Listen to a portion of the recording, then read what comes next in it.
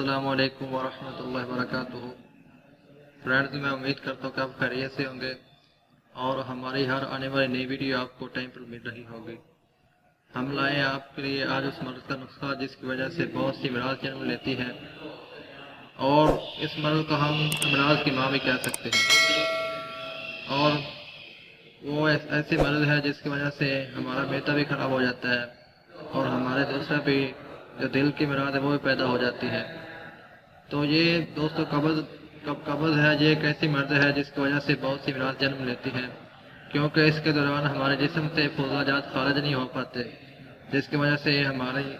جو معدہ خراب ہو جاتا ہے اور اس کی وجہ سے بہت سی امراض جنم لے سکتی ہیں۔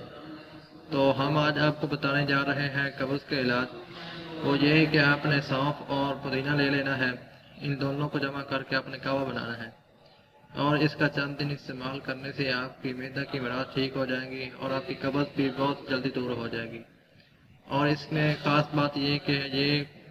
ہم کسی بھی عمر کے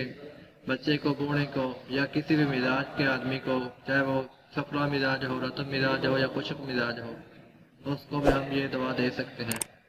تو آخر میں ہماری گزارش ہے کہ ہمارے چینل کو سبسکرائب کریں اور بیل آئیکن کو دباتے بہت